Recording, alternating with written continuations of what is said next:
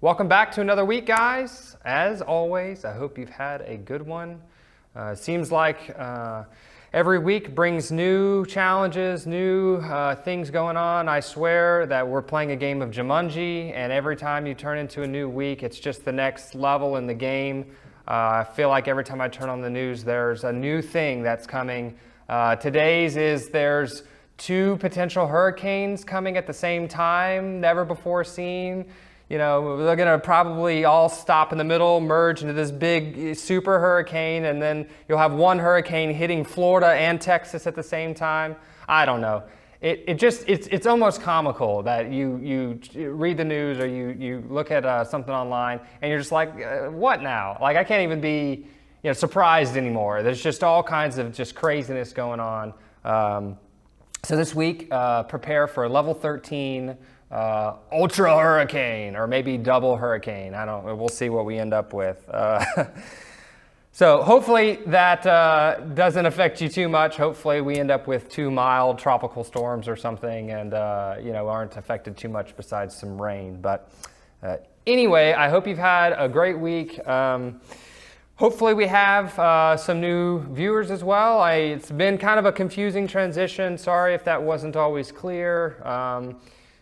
We've now, I guess for a couple of weeks, have been, everybody's moved up to, 6th grade or now 7th grade, and so on and so forth. And so I know we still have some of our 7th graders tuning in with us, so I'm glad to have you guys with us. And then now we've got some of our new 6th graders, and maybe even some 4th and 5th graders. Y'all are always welcome to join us. Remember, we had our first Zoom at the new time last week at 7 o'clock. I hope that y'all all will join us Sunday, 7 o'clock. If you don't have that link, you should. I think I've texted it to everybody, but if you don't, feel free to email me with the email that's in this video. You'll see it when the secret word pops up. And let me know that you don't have the Zoom call, and I'll make sure that you get it, but hopefully you have that. And then so secret word, for those of you who haven't been watching, hopefully maybe you got this in my text message or whatever, but we do a secret word every week. So at some point in this video, I'm going to pop up and say the secret word is blank. My email will pop up on the screen, and at that point you'll know. Email me at that email address, or if you have my text phone number, you can text me. Either way will work with your name, whatever the secret word is, and that'll enter you in the contest. So without further ado, this week's winner is Alexis Dillman. So congratulations, Alexis. I'll be in touch, probably by email or phone or something, to figure out how to get you your gift card, or maybe just a $10 bill. We'll see. Each week it's $10. So JoJo got hers this week. She was pumped to be the winner last week. So we'll be in touch, Alexis. Okay. So we're going to recap again. I meant to say, so I tend to record these near the end of the week, these videos. So you have to have the secret word emailed to me by Thursday night. It can be at 11:59, but it has to be on Thursday, because on Friday I'm going to do the thing to draw the winner, and that way I can record it into the video. So if you email me on Friday morning, it won't count. It's got to be by Thursday night. Just do it on Sunday. Just watch it on Sunday, like you would a normal Sunday school class, and then it's done, taken care of, and out the door. But has to be by Thursday. Okay, so back. We're going to recap. So last week we looked at Abraham and Lot, or Abram actually. It was not Abraham yet. We had Abram and Lot, and how Abram was selfless, and he prioritized his family. He chose to allow Lot to choose what he wanted. Lot was selfish, and he chose what he considered to be all the best land, and ended up paying a price for that, which we didn't kind of touch into. I'm going to breeze through what happened with Lot, because that's not the story for today. We're actually going to, like we did last week, we're going to fast forward quite a bit in the story, but I'm going to kind of just skim through what happens so that you can kind of have a mental picture of what's going on. So this week we're going to continue to discuss family. We're going to continue to discuss relationships. So Lot took the land near the river, and he was near Sodom, which we'll find out today real quickly. That was a bad plan. So Lot gets in trouble. There was all this war going on in the region, and Lot ends up getting captured, and Abram finds out about it. Someone that knows Abram came and told him, so Abram's like, I got to go save my boy.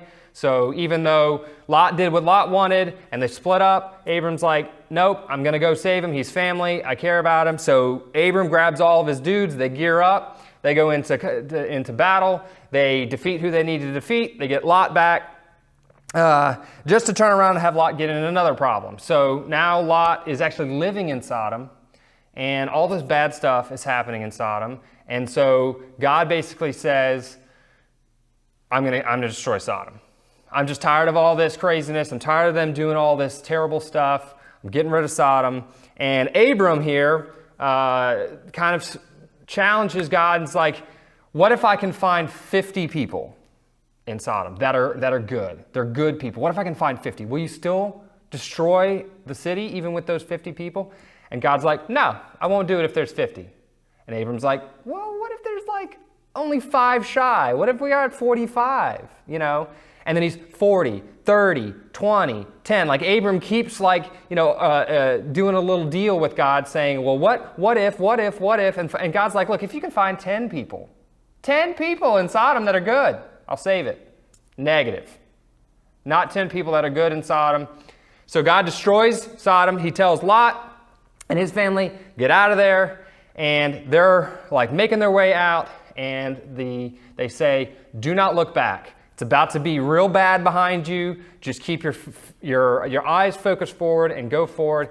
And Lot's wife, there's an explosion or fire, or I don't even know what was going on behind him, but enough that Lot's wife was curious as to what was going on. She turns around and she turns instantly into a pillar of salt. One of the weirder ways for someone to die in Scripture, to be instantly a pillar of salt, like a statue, I guess. That looked like her maybe. I don't even know exactly, but interesting and weird. So one of the things that cost him going near Sodom and dealing with Sodom and all the terrible stuff that was going on there is it ended up costing him his wife. It ended up costing him all kinds of stuff. And so it was just not a good thing, not a good decision that he made last week in our story. Let's keep going. So they had Isaac, and then Isaac was tested. Or Abraham was tested with the birth of his son Isaac. So God called him up and said, well, I want you to sacrifice your son. Another really interesting story we'll come back to at another time. Abraham passed the test. And then Isaac grows up, has a wife. Her name is Rebekah. And that brings us to the story for today. So we have Isaac and Rebekah. Isaac's the son of Abraham. Abram turned to Abraham in those stories as well. Again, another story for another day. And then they have 2 kids. So we're in Genesis chapter 25, and they have 2 kids, Jacob and Esau. You might have heard of this story before. We're going to cover a lot of text today, but we're going to study 3 separate instances in the life of Jacob and Esau. And we're going to I'm going to read some and I'm going to paraphrase some because there's just too much. Y'all would get really bored if I just read through all of the text that goes through the story, the full story of Jacob and Esau. So I'm not going to do that. But before we dive into Genesis 25 and the story with Jacob and the story with Esau, I want you to think for a second about your family. We ended the lesson last week talking about Abram prioritizing his family, and we're going to dive into a real interesting family dynamic here. And I want you to think about your family for a second. So what is your family like? Do you have siblings? Do you have lots of siblings? Do you have maybe one brother, sister? Are you an only child? Are both your parents still together, living in the house? Do you have... did your parents get divorced? Or do you have a stepdad or a stepmom? Did they get remarried? Are you growing up with your grandparents or maybe a friend of the family? Everybody has different life situations, different stories, different things going on. Maybe you have some step brothers or step sisters, or I don't know. I mean, there's all kinds of different ways that you can different family dynamics and different family setups. But I want you to just think about that for a second. I hope that you have a great, wonderful family. I hope that your parents love you. I hope that you get along with your siblings. Some of you may hate your siblings. You may think that they're the most annoying person on the planet and you just want them to go away. That might just be a daily thing. Today it's great. I like him. Tomorrow he's obnoxious. I wish he was never here. I know I was the youngest kid in my family, so I was the annoying one to my brother and sister. There were days where my brother's like, yeah, we're playing games, we're doing foosball, soccer, great, Gene's awesome, I want to hang out with him. I don't know if he ever said Gene was awesome, but he might have been like, this guy's not too bad. But then there were other days where I just annoyed the mess out of him. I was a little brother, I was just doing things that little brothers do, and I'm sure he was just like, really does this guy have to be here? Like, annoying. But I hope that you have a great family situation. How do you get along with your parents? How do you get along with your dad? How do you get along with your mom? Do you get along with your brothers and sisters? Just think of all that, because the first thing I want to kind of talk about or say is having a family situation where there's a lot of love in the home, that you get to spend a lot of time with your family, you enjoy doing things with your family, you enjoy spending time with your brothers and sisters.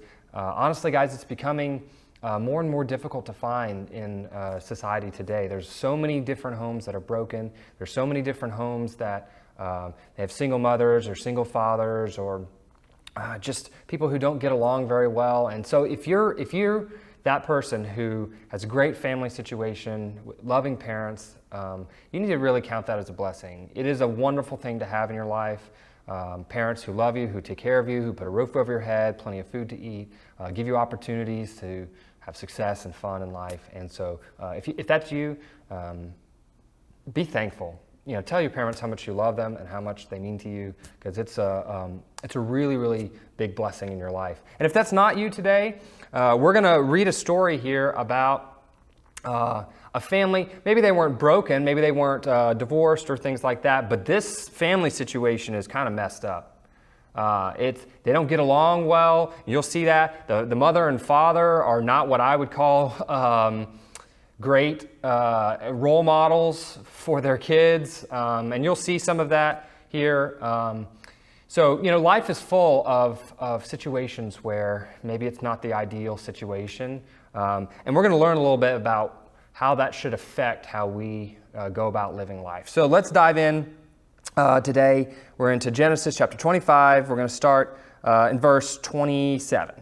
So Jacob and Esau were born earlier in the chapter, and it says, when the boys grew up, Esau became an expert hunter, an outdoorsman, but Jacob was a quiet man who stayed at home.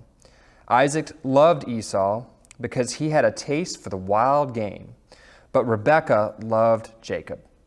Once, when Jacob was cooking a stew, Esau came in from the field, exhausted. He said to Jacob, let me eat some of that red stuff, because I'm exhausted. That is why he was also named Edom. Jacob replied, first sell me your birthright. Look, said Esau, I'm about to die. So what good is a birthright to me? Jacob said, swear to me first. So he swore to Jacob and sold his birthright to him. Then Jacob gave bread and lentil stew to Esau. He ate, drank, got up, and went away. So Esau despised his birthright. Okay, so we get our first introduction to these two new characters in the story today, and we get to learn kind of a decent amount about them in just the first couple of verses. So they kind of compare and contrast Esau and Jacob here and say Esau was an expert hunter, an outdoorsman, and it goes on to say that Isaac loved him because of it. So Isaac was his dad's son, right? He was a man's man. He's getting out in the wilderness. He's killing animals. He's hunting. He's out. I just picture him as this big old dude who's just really good about all that kind of stuff. And then it compares that with Jacob, a quiet man who stayed at home. And it said, but Rebekah loved Jacob. So we got daddy's son the manly man, and we got mama. It's a mama's boy. Jacob's a mama's boy. That's what I'm picturing here. He loves his mama loves him. He's quiet.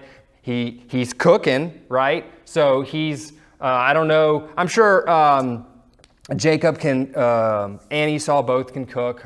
In fact, you'll learn that a little bit later in the story. But Esau loves his mama, right? Okay, so Esau is at home. He's cooking. He's got food, and or Jacob is, and Esau's out. He was out in the field. He's exhausted. He comes in, and he says, "Give me some food.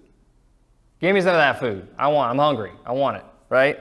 And Jacob here says, "First, sell me your birthright." So let's talk about the birthright for a second. What is he asking for? Well, the birthright is basically back in Old Testament times.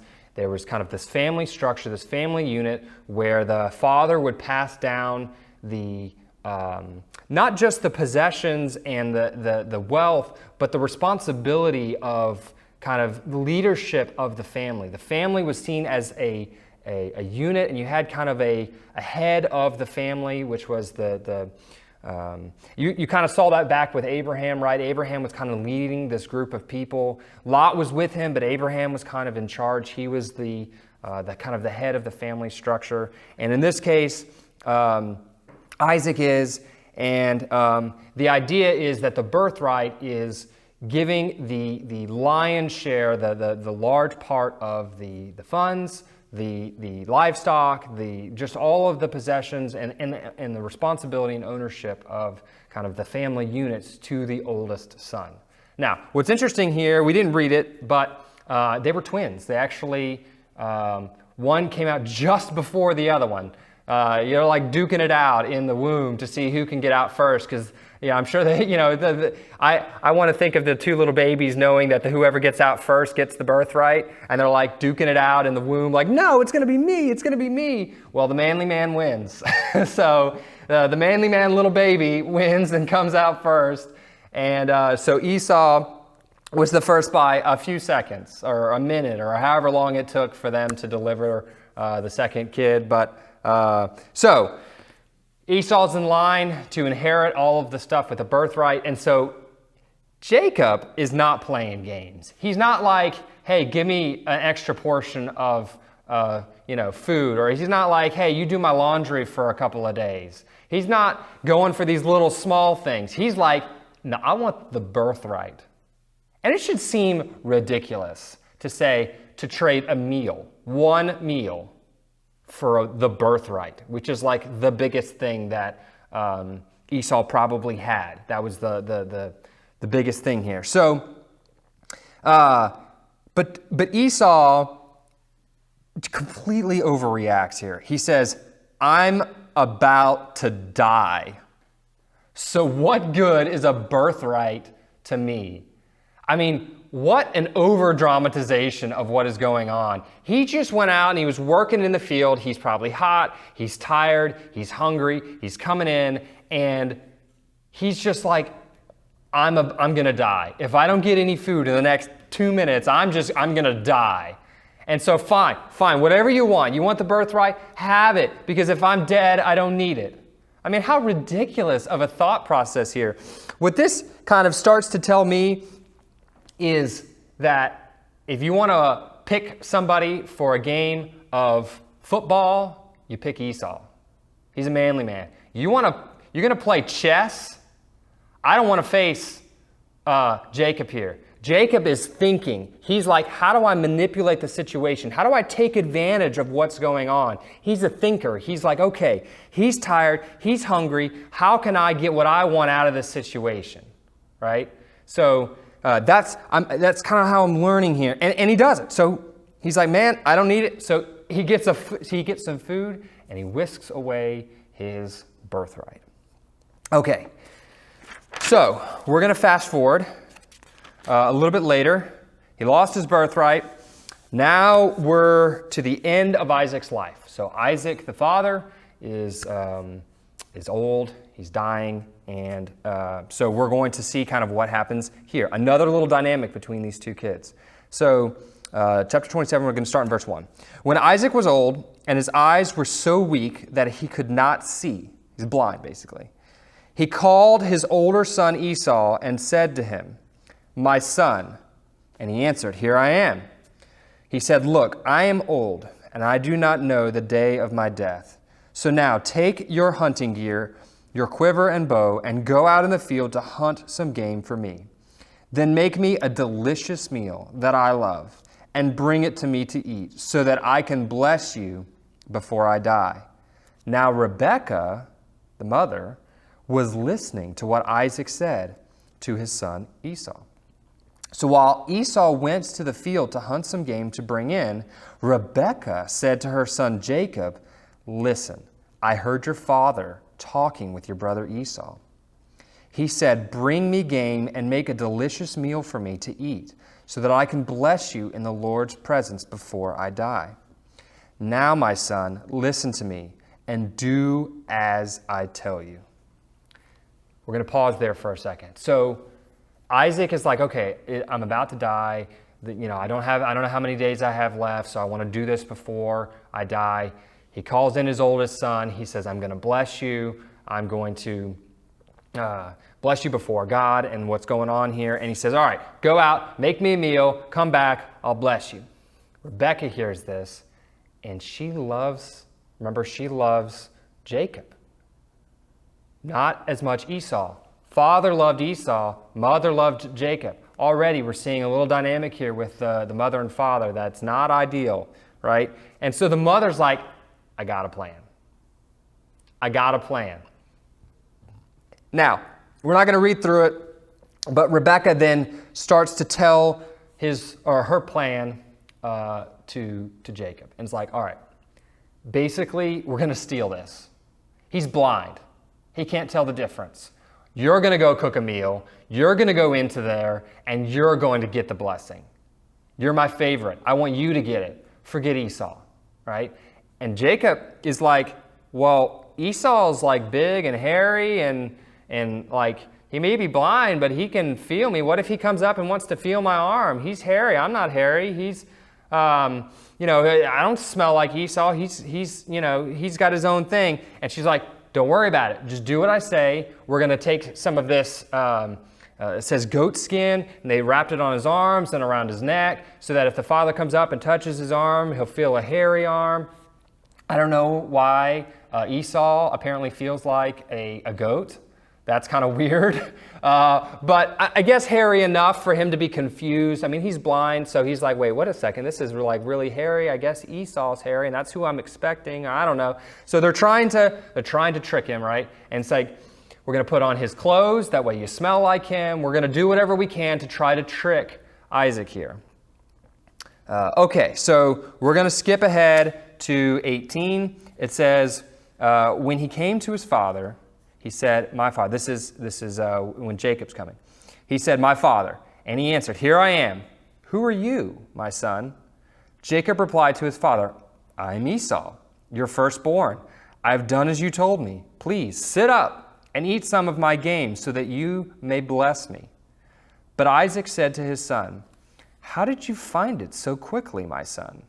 He replied, "Because the Lord your God made it happen for me." Then Isaac said to Jacob, "Please come closer so that I can touch you, my son. Are you really my son Esau or not?" So Jacob came closer to his father Isaac, and when he touched him, he said, "The voice is the voice of Jacob, but the hands are the hands of Esau." He did not recognize him because his hands were hair like those of his brother Esau.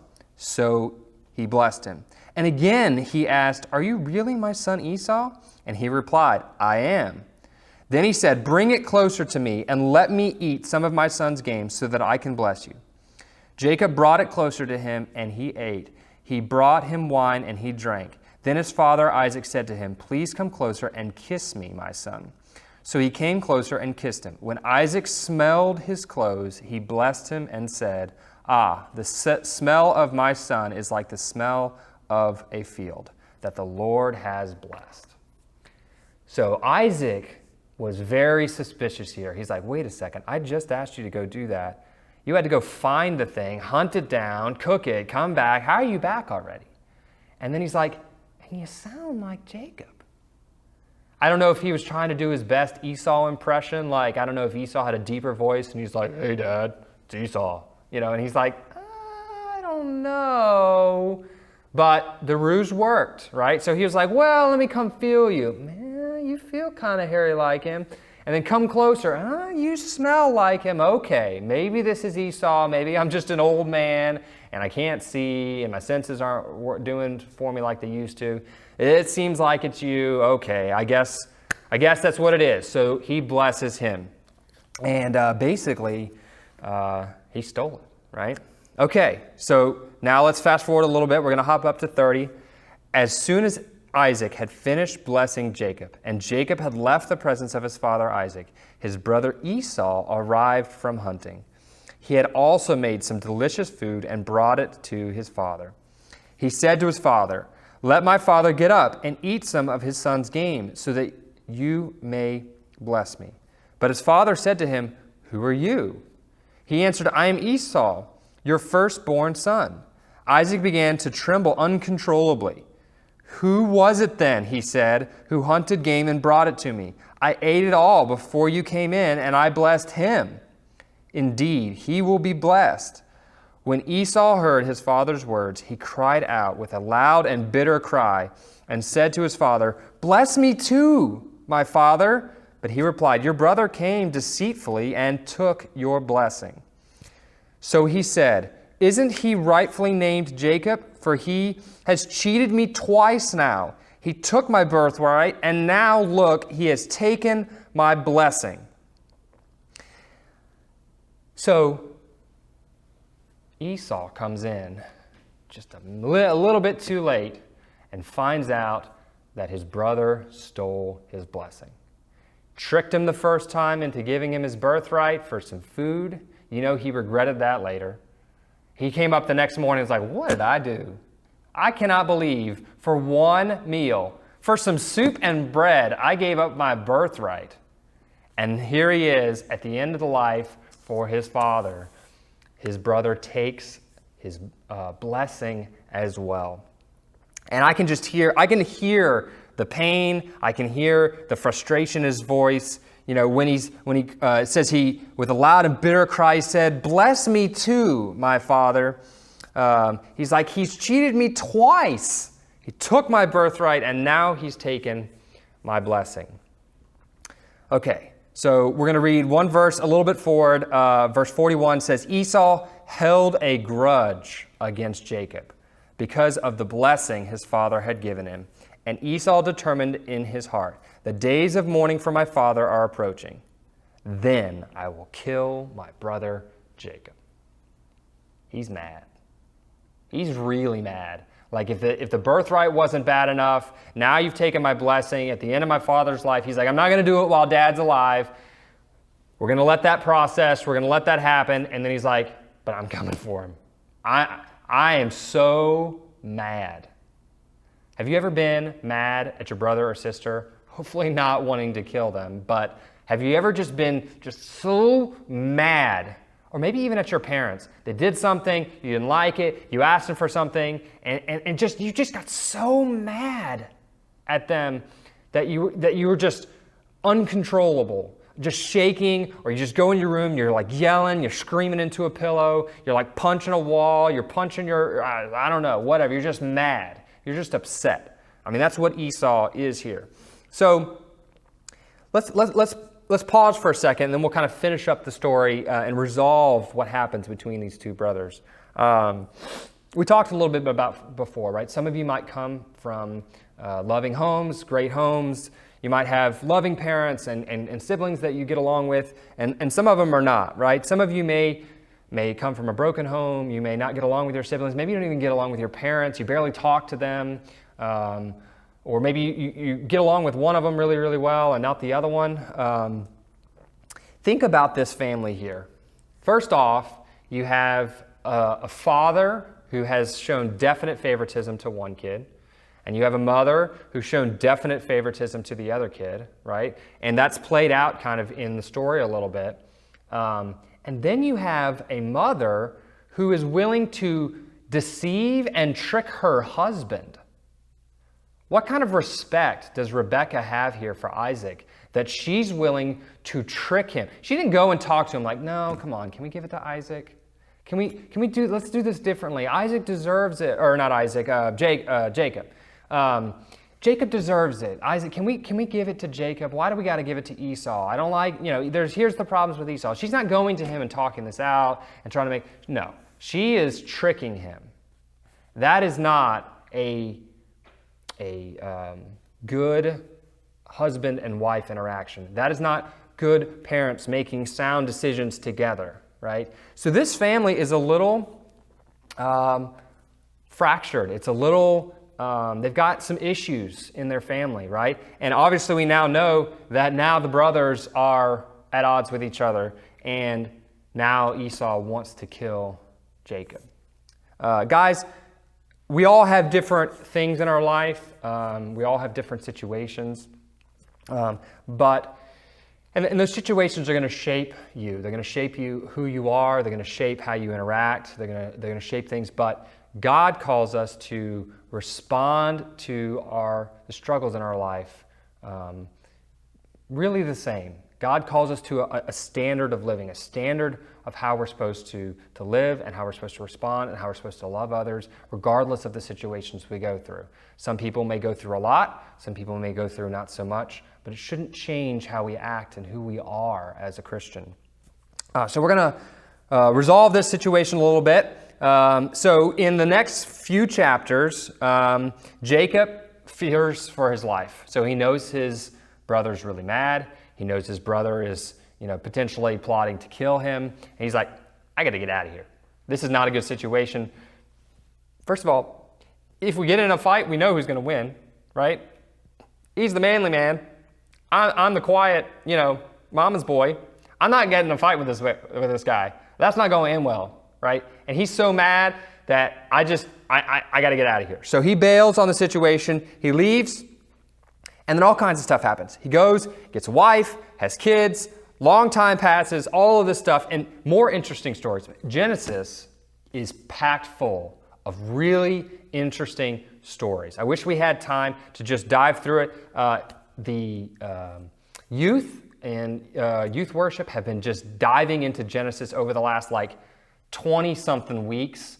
Our youth pastor has been just taking story after story after story each week and just doing kind of like what we're doing here and just diving into those stories and seeing the lessons that we can learn there. So I encourage you, if you're interested, go back. They're all on YouTube. You can go watch those if you're really interested, or just maybe read through Genesis. There's a ton of really interesting stories in here, and I'm blowing past all kinds of other stories. Now, we'll get back to some of those as we go on through the year. And, in other years, there's only so much you can cover in the Bible in a Sunday school class, right? So, but I encourage you, in your daily Bible reading, you read through Genesis. It's really, really interesting. So, okay, Jacob gets wife, kids, long time passes. Finally, we're going to be in chapter 33, so we 5 chapters later. Finally, Jacob is going to return back to his brother Esau. All this time has passed. He's got kids. He's got a wife. And he's like, I'm going to go back. But he's still scared. He's still unsure of how Esau is going to react. Last time he saw him, he wanted to kill him.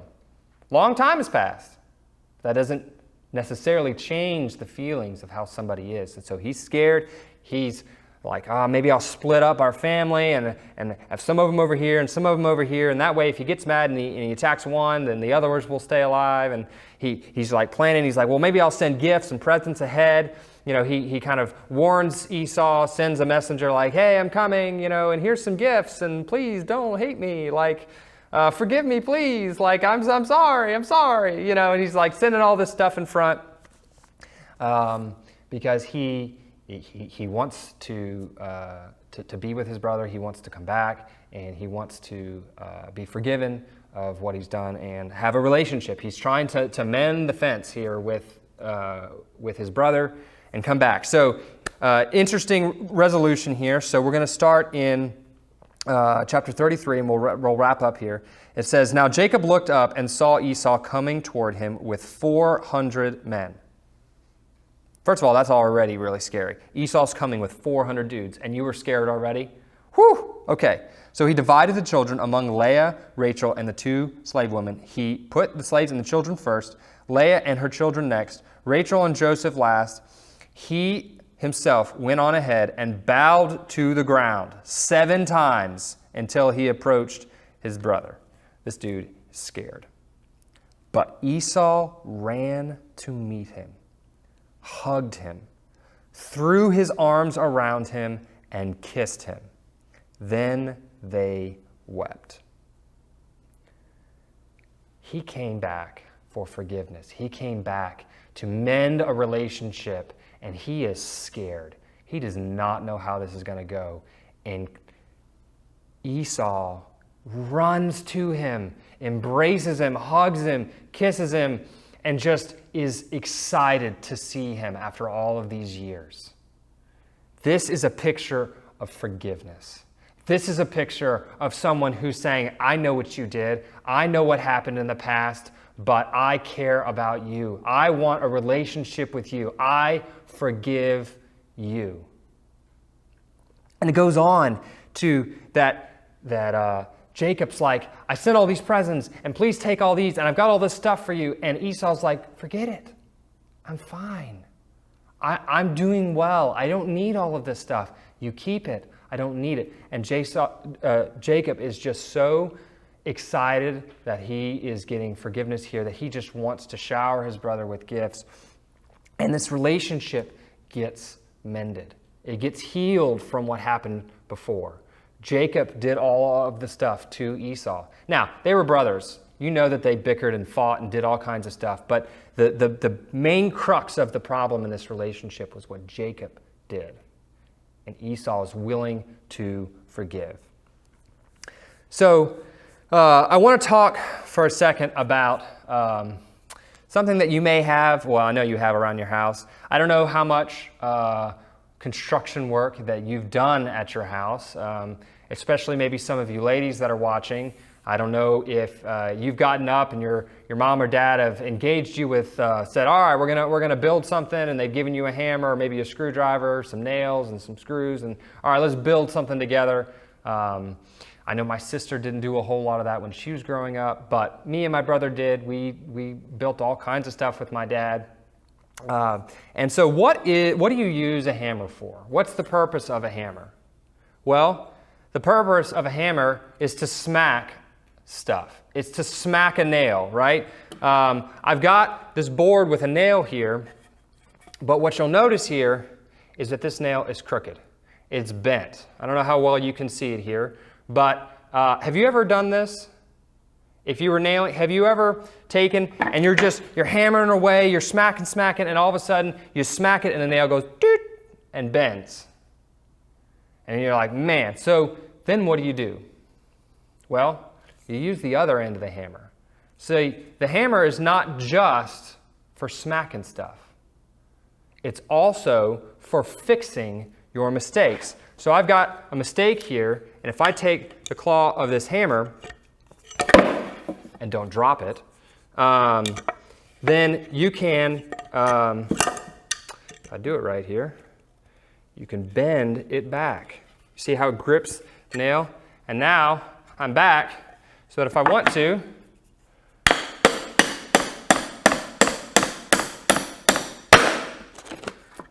I can nail the hammer, right? And obviously if I was wanting to attach it to something, that would have done a good job. I want you to think about your life and how you might compare to a hammer. Are you going around life like Jacob was and just putting holes in stuff? Are you just smacking stuff? Are you hammering those that are around you with your words? Are you just saying nasty stuff and being a jerk to others and just using your mouth and your words to just beat people down? Are you using your actions? Are you trying to trick people and steal things from people? And Are you being a bully, or maybe even physically doing things with people, or mentally? I mean, are you just hammering those that are around you?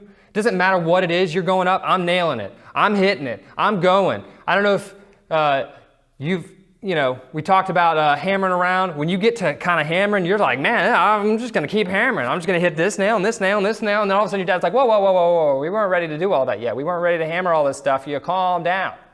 Calm down. Relax, right? Are you just hammering stuff that are around you? I know I can get like that sometimes where I just get in a bad mood, or maybe things aren't going well in my life. Maybe, you're in a tough family situation and you're just frustrated.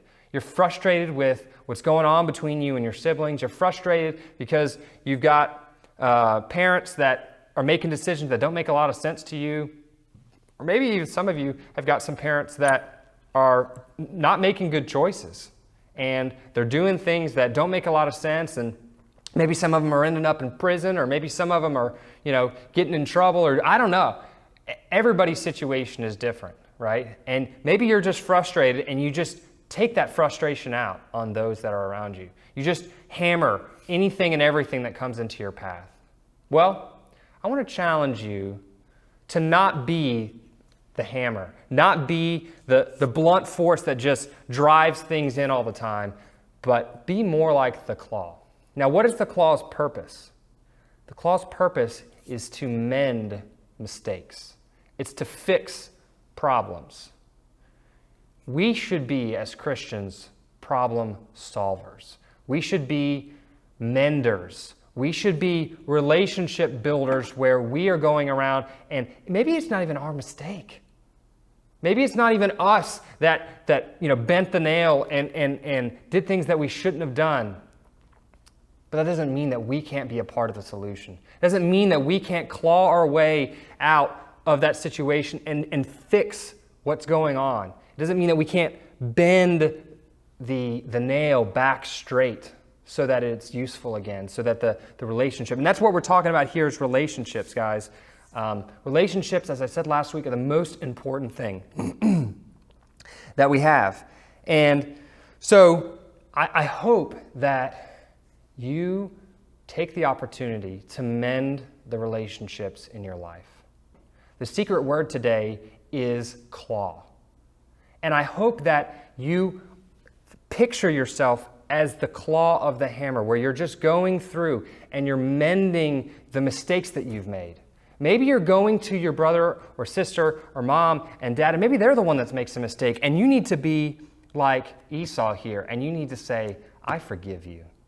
I know what happened here. I know you messed up, but I still love you. I still want a relationship with you. Yeah, I was mad maybe in the moment when it happened, but I don't want that to come between us. I want us to be able to have a meaningful relationship.